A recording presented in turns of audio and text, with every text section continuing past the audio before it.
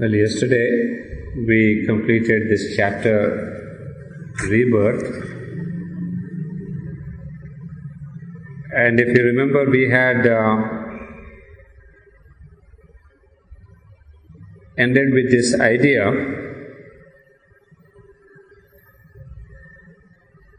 that this is the true dynamic belief in rebirth, and there too the play of the questioning intellect ceases. Certainly there remains the question of the mechanism of the development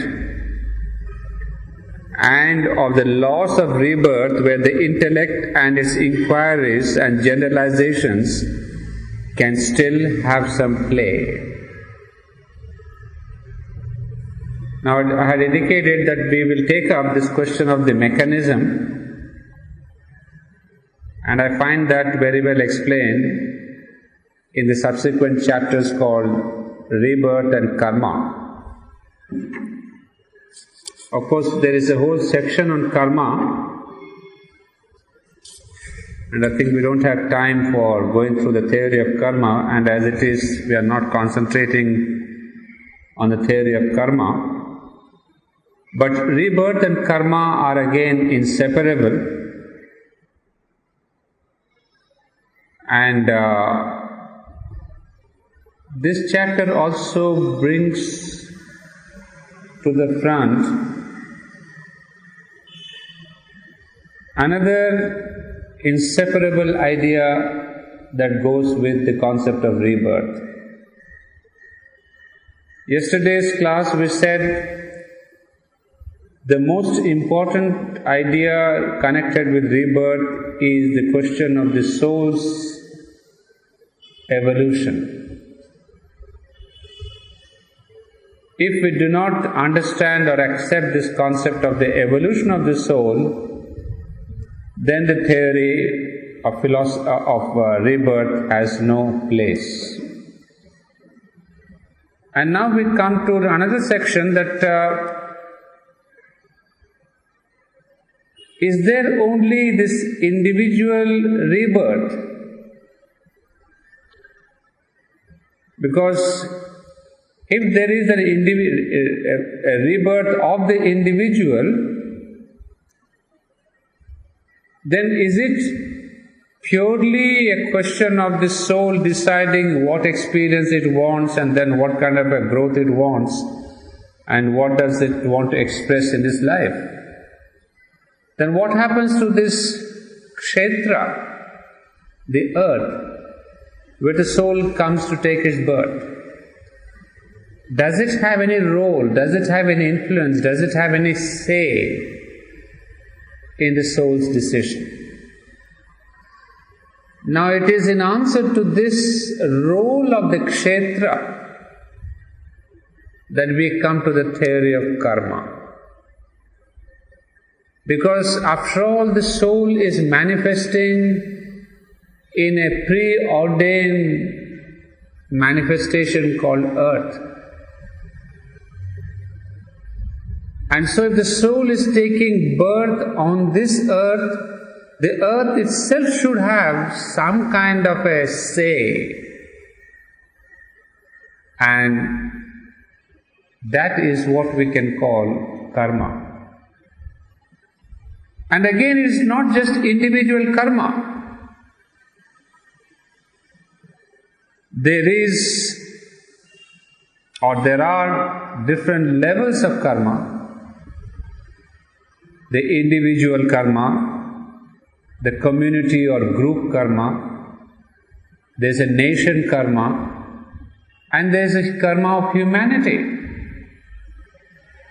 So if we take this dimension into consideration, then we see this whole theory of rebirth has to be redefined. Up until now, what all we saw about rebirth, how it depends on my karma and what am I doing here and the way I act upon this life, it was said, as we said, that was also a very preliminary account of human birth, connecting it to my individual karma. But then Sri Aurobindo would say, we are not just individuals, there are so many other levels of karma. So what is the full picture that emerges? That we are intricately interwoven with the whole universe. We are not just ourselves. There is no individual cut-off per se. He is inalienably linked with the earth consciousness. He is linked with the evolution of the earth. He is linked with the evolution of the group. So in this chapter, we have a beautiful new dimension of the group, the nation, the humanity that surrounds the individual. And it is here that we get a beautiful explanation of karma. But if you want to know the theory of karma, then you go to the fundamental chapter here called Karma. That is on page 125 of this volume 16. There is a basic definition of karma, but I am skipping that for lack of time. But in this chapter we get sufficiently enough clarification regarding karma for us to be able to link it with rebirth. And as our intention here is only to link with rebirth, I selected this chapter called Rebirth and Karma.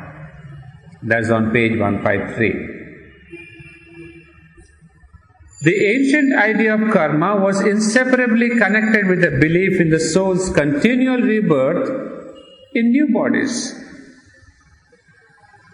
And this close association was not a mere accident, but a perfectly intelligible and indeed inevitable union of two related truths, which are needed for each other's completeness and can with difficulty exist in separation. These two things are the soul's side and nature's side of one and the same cosmic sequence. Rebirth is meaningless without karma, and karma has no fount of inevitable origin and no rational and no moral justification if it is not an instrumentality for the sequences of the soul's continuous experience. So you see, we have got it linked with what we said yesterday, that rebirth is there for the soul's evolution. But you see, this sequences of the soul's continuous experience, which happens through rebirth, has got to have this outer expression, as it calls it here, the nature side, that is karma. So this is how you would call that these are really an inevitable union. So we have two things, rebirth and karma, with an underline of soul's evolution. So these three concepts must go actually together. And then he would say, if we believe that the soul is repeatedly reborn in the body, we must believe also that there is some link between the life that preceded and the life that followed, and the past of the soul has an effect on its future, and that is the spiritual essence of the law of karma. To deny it would be to establish a reign of the most chaotic incoherence, such as we find only in the leaps and turns of the mind in dream, or in the thoughts of madness, and hardly even there. So you can see the emphasis given by Sri Aurobindo on this theory of karma, that if this karma and rebirth are not connected, then you hardly can explain our life, our actions, our thoughts. It's just a chaotic incoherence. So it's no wonder that how our ancients found the truth of rebirth and karma And that is what gave a kind of a meaning and a stability to our entire individual and social system also. You see, it's been wonderfully woven. You will see next when it talks about the group dharma or the group karma. You see, all these notions of karma and dharma and rebirth, you see, these are some of the foundations of the Indian social culture. Today we may not recognize, we may not understand, but if you dig deep into the secret of this perennial Indian society, some of these are the fundamental lines along which our society grew, and because of which we are even surviving today after thousands of years. So it is these that we should recognize and not just go about saying, okay, we are there for the expression of art and music. But if a society is not stable, even all that art and music and sculpture would have vanished long back. But this is what bound the individual to the collective. So we have now rebirth, karma and dharma. These three principles are the tripod of our Indian society. Now coming back, so it says, if we do not connect these two, then the whole thing becomes a chaotic incoherence. And if this existence were, as the cosmic pessimist imagines, a dream or an illusion, or worse as Schopenhauer would have it, a delirium and insanity of the soul, we might accept some such law of inconsequent consequence. But taken even at its worst, this world of life differs from dream, illusion and madness by its plan of fine, complex and subtle sequences, the hanging together and utility even of its discourse, the general and particular harmony of its relations, which if they are not the harmony we would have, not our longed-for ideal harmony, has still at every point the stamp of a wisdom and an idea at work. It is not the act of a mind in tatters or a machine in dislocation. Well, of course, it's a longish line, but the essence you would have understood. It's only re-emphasizing the interrelatedness between this rebirth and karma. And it is not, our life is not as some would have imagined it to be, a dream or a delirium or an insanity or a disillusion. It says all those things are philosophies, well said, but our life really stands on something else. It is based on a deeper wisdom and a greater idea, which is really this question of rebirth, fundamental soul's evolution and karma. The continuous existence of the soul in rebirth must signify an evolution, if not of the self, for that is said to be immutable, yet of its more outward active soul or self of experience. This evolution is not possible if there is not a connected sequence from life to life, a result of action and experience, an evolutionary sequence to the soul, a law of karma. Now we see how intricately the question of karma comes in. You see, till now what we have seen is the exclusive emphasis on the soul's choice. That the soul says, in my next life I want to have this experience, to be this or to do that. But then, is it a kind of a completely isolated and haphazard and independent decision? No, this is where now we are coming to terms with karma. It is not that independent decision. That means there is an interlinking between the present birth and the next birth. And that link is called karma. You see, he's slowly leading us step by step. So, birth to birth, what goes is the psychic being or the soul. But the mechanism or the process or the bridge or the link, call what you want, is called karma. And now it takes up the theory of karma. And on the side of karma, if we give to that its integral and not a truncated meaning, we must admit rebirth for the sufficient field of its action. For karma is not quite the same thing as a material or substantial law of cause and effect, the antecedent and its mechanical consequence. This is the common definition of karma, what we think of law of cause and effect. So basically we think it to be a law of cause and effect, and more so on the level of your physical actions. Of course, on the level of physics, there is this law, what we call the Newton's law. So Newton's law is basically this law of cause and effect. You have a certain energy pushed in, you have the effect of that much energy that really gets effectuated.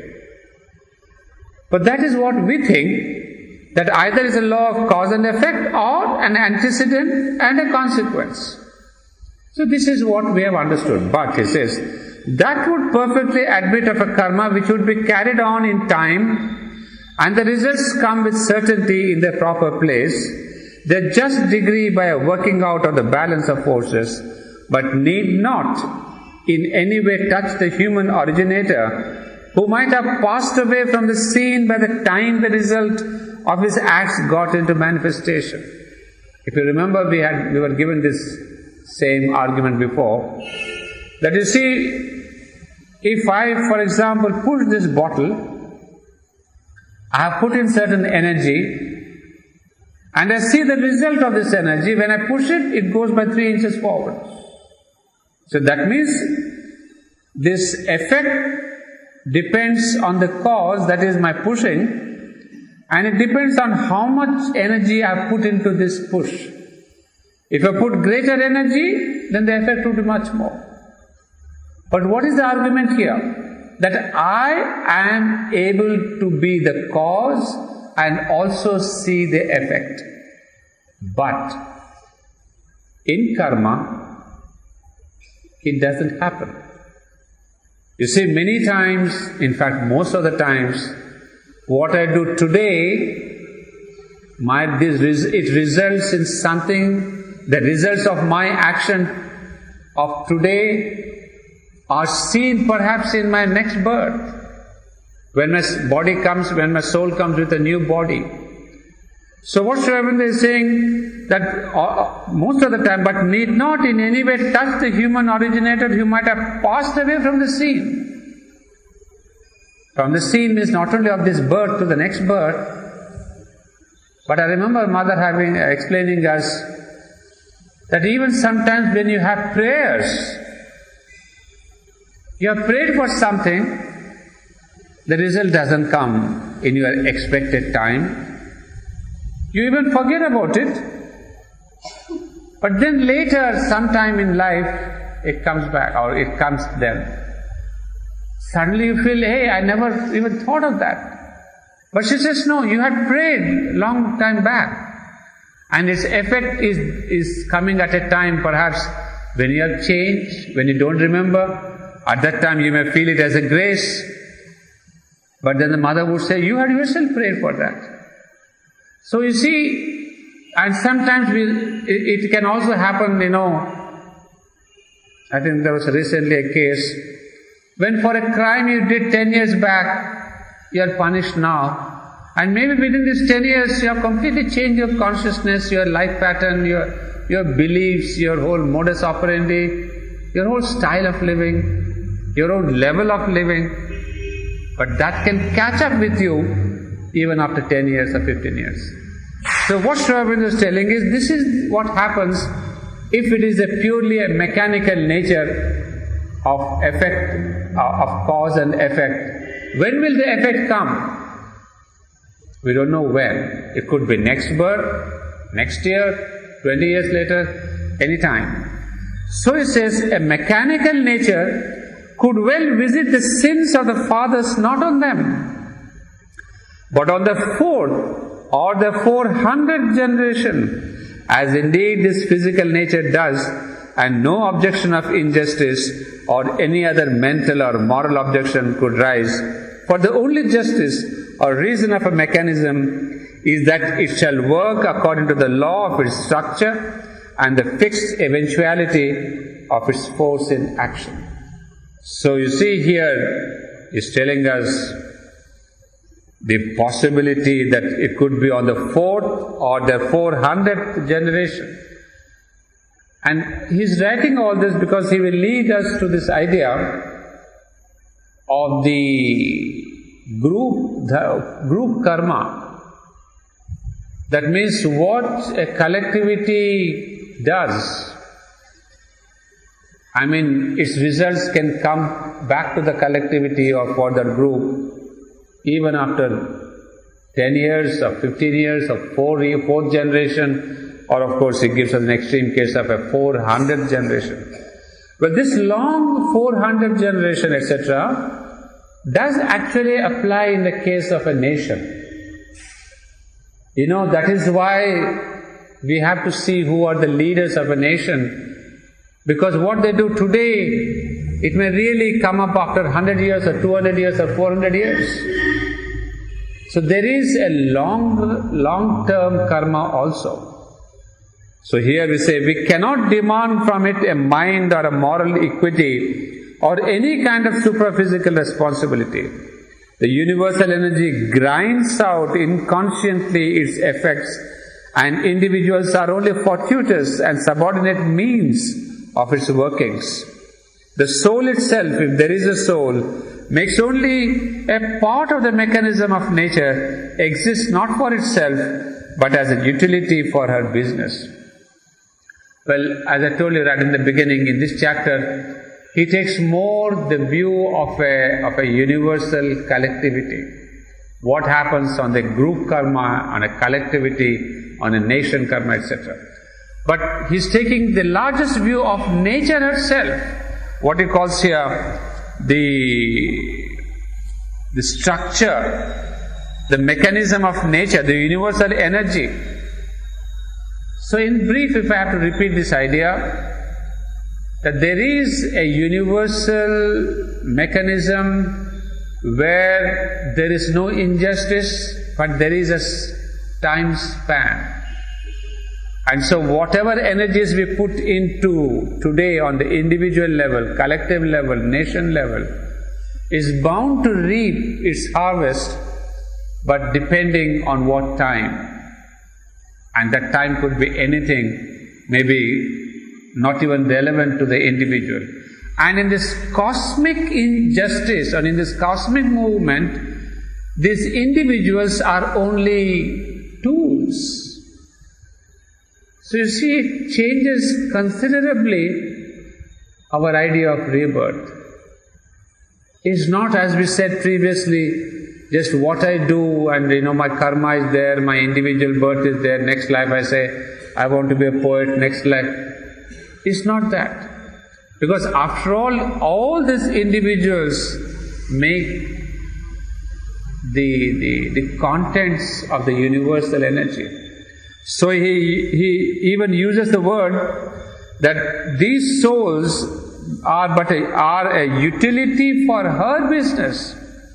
So there is a universal spirit, a universal energy, which is utilizing our individual rebirths for her own set purpose. We'll come to this explanation little more, with a greater clarity in the next para. I will see if we can go till there. Now, but karma is more than a mechanical law of antecedent and consequence. So this is the second part now. First part we said is a universal energy which is a mechanical law of antecedent and consequence, which is there on the universal level. You cannot calculate it, you cannot even sort of guess what it would be. But the second level, it says, is something much more. Karma is action. There is a thing done and a doer, and an active consequence. So there are three elements: an action done, a doer, and a consequence. Now you can see this division. These three are the three joints, the three locks, the three sandhis of the connexus of karma. So if this analysis tells us so well that karma is not just action. There is action, the doer, and the effect, or the consequence, or the karma phala, as we say. So now if we know these three things, it is easier to act. So where do we belong? We are the doers. But the consequence we cannot have control on. Because it may be part of the universal energy that it will not bring the consequence of your action to you now. Therefore the Gita says you have no right, you have no control on the fruit of your labor, the fruit of your work. That is in the hands of the universal energy, or what we call in the divine's hand, in God's hands, whatever way you want to call it. So out of these three, the other one, there's a thing done. Then action is there to be done. Now this, is it in our control or not? Now can we be the doers of a certain action? And first of all I would say, can we separate the doer and the done? We cannot split them. The only thing we can separate is the doer done is one, the consequence is another. That is separable because that separates itself with a time gap. But the doer and the done are now. Because if I lift this bottle, the doer and the done are together. I cannot say, I will lift the bottle. That is also a doer and done because I am thinking already about it. So let us be very clear, the doer and the done is one inseparable part and the consequence is another. So this is why we have to do what we say, kartavyam karma. What we have to do because we are the doers. But the other thing, the consequence we don't know. So this has been philosophized into nishkama karma. You have to do that, what is to be done. But the consequence we don't know. So he says, this is the three locks or the three sandhis of the connexus of karma. And it's a complex mental, moral, physical working. For the law of it is not less true of the mental and moral than the physical consequence of the act to the doer. The will and the idea are the driving force of the action, and the momentum does not come from some commotion in my chemical atoms, or some working of ion and electron, or some weird biological effervescence. So this is an interesting sentence. I paused at it when I read it. If you read this again, it says, the will and the idea are the driving force of the action, and not what the modern biologists are trying to analyze, that even life is a kind of a chemistry. You have an excess of this kind of a glandular, activity and it turns into anger. You have an excess of this kind of a glandular activity, it turns into love. You have an excess of this kind of an activity, it turns into passion. So they are trying to bring down emotion to the level of the physical glandular activity. But here is telling us very clearly that it is not some commotion in my chemical atoms or some working of ion and electron. They are, in fact, all this ion and electron and some chemical atoms, they get activated by this will and idea. I think that's something that we need to understand and think about. Because I have known some scientists, in fact I met a couple of them in Delhi in my recent visit, who are trying to see everything in the physical cell. That how much are our emotions, our aspirations, even our spiritual aspirations are all embedded in the self. So our loves and our passions and our desires and our goodwill and our compassion, even our lust, all these things are embedded in they call neurons and whatever they call. But here we get something in Sri Aurobindo that obviously is the idea that precedes and not the action or the chemical of the body that precedes. Therefore, the act and consequence must have some relation to the will and the idea, and there must be a mental and moral consequence to the soul which has the will and idea. So if you understand it in this manner, what happens? That means the origin of my action is in my will and idea. And if it is there in my will and idea, then if I can control my mind, then my actions can be controlled. Whereas the other biologist, if he says, no, my passion is in my cells and because of my chemistry, they say, if I got into a situation, my adrenaline increases and therefore I become active or anxious and all that. But if you put it on your physical, you have no control on the cells. But I can have control on my will and idea, because they are the real source of my action. Because you see, sometimes a very mundane thing, for example, if I'm thinking of certain food, it has happened in my own house. Deepshika is down cooking and I'm upstairs in my study room. And sometimes an idea comes, so I would like to have that for breakfast. And I go down and say, hey, Deep, you're cooking that? She says, no, nothing of the sort. It's completely different. So to the extent that if you have an idea, then the whole, your tongue also starts tasting and you start getting the smell of the thing. So the first thing is the idea that really clicks your senses, clicks on. So here is saying that it is the relation of the idea and the will that is important. And the second point is, and there must be a mental and moral consequence to the soul. So now if we step back and see that this will and idea are the most important thing, then this question of morality, question of spirituality, all these things are based on the level of idea and will.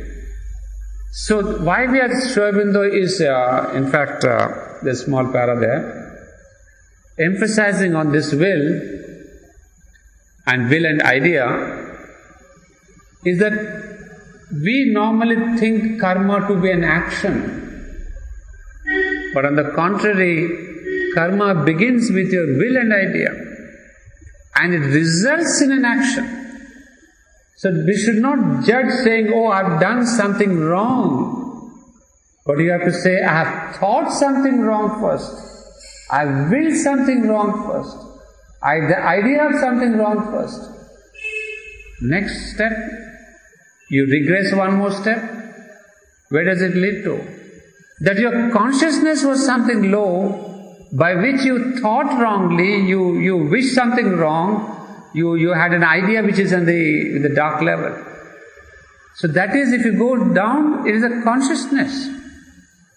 And in the same circumstances, if your consciousness were at that time in an inward mood and a heights of consciousness, spirituality, then the same action you will not have, the same ideas you will not respond. So now what we understand when Sri Aurobindo tells us, change your consciousness and that will change your outer action. Not by a moralistic, religious, ceremonial, ritualistic thing that will change your consciousness. And had we not read it before also, it says nothing of the outer changes the inner. And that is one of the arguments to say nothing of the rituals, ceremonies and all that of religiosity can change ever your consciousness. Because the outer doesn't change the inner, because the origin is the inner. So change the inner and that will reflect on the outer. So what is driving at is towards that change of consciousness. That, if we admit the individual as a real being, signifies the continuity of act and consequence to him, and therefore rebirth for a field of this working. It is evident that in one life we do not and cannot labor out and exhaust all the values and powers of that life, but only carry on a past thread, weave out something in the present, prepare infinitely more for the future. It is evident that in one life we do not and cannot labor out and exhaust all the values and powers of that life.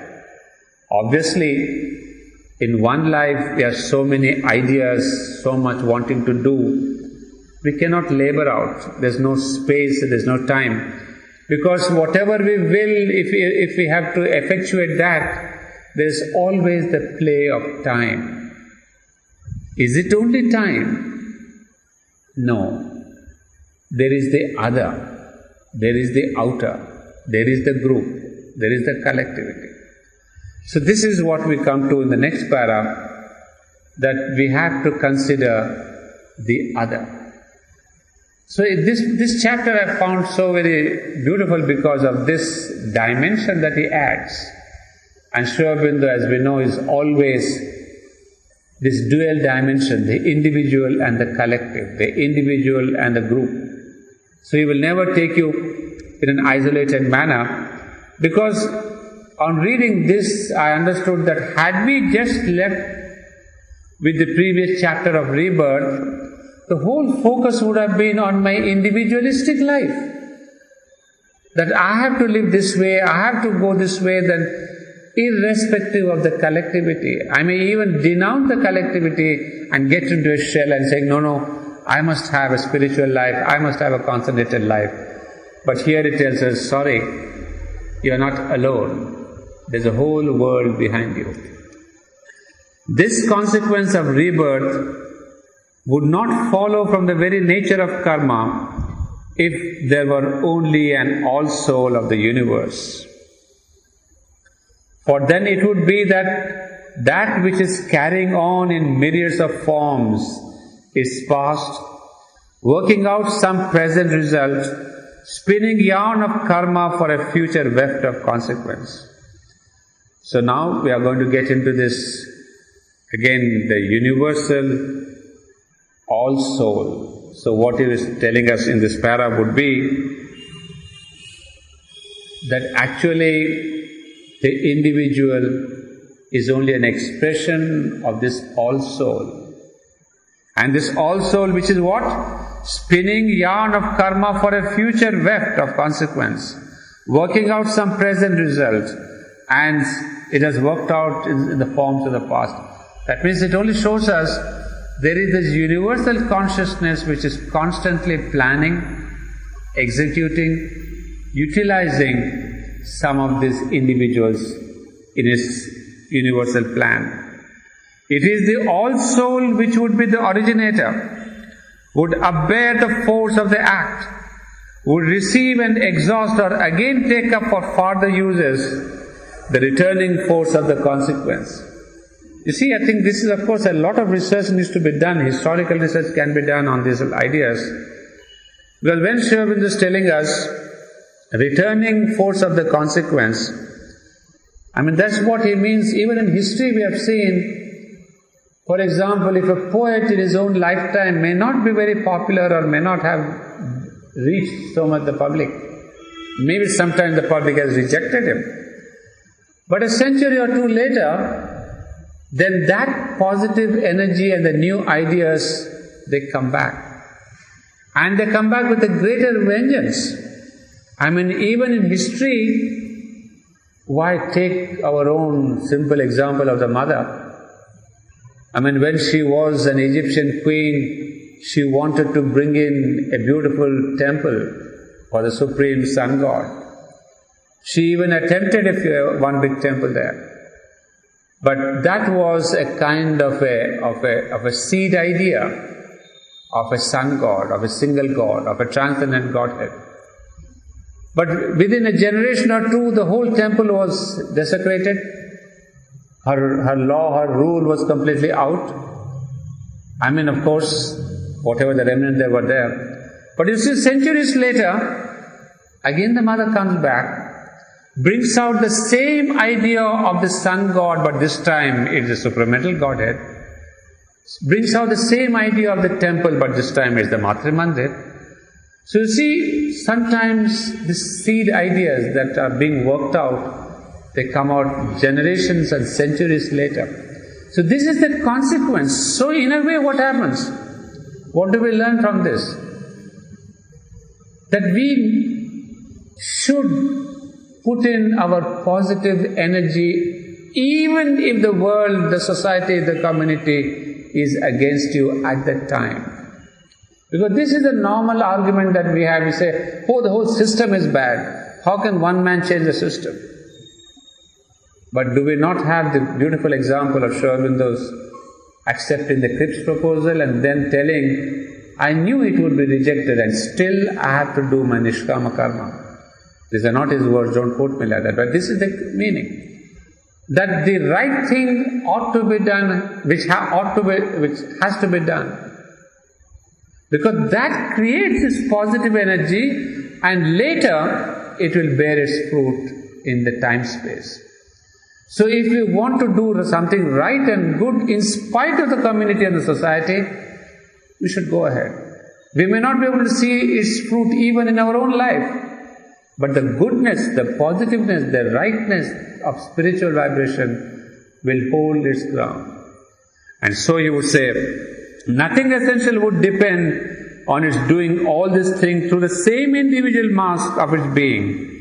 For the individual would only be a prolonged moment of the all-soul, and what it originated in this moment of its being, which I call myself, might very well produce its result on some other moment of the same being, which from the point of view of my ego would be somebody quite different from and unconnected with myself. So this is a universal force. It starts an action in me called Mr. So-and-so. But this action which it starts in me, the universal all-soul may not see its result in this body. But for the all-soul it doesn't matter. It has started an action, it will see its result in another body. But for the all-soul it says, what is important for me is that I start an action, I take it forward, I see to its fulfillment in some time future. And that is, I suppose, the work of the avatars.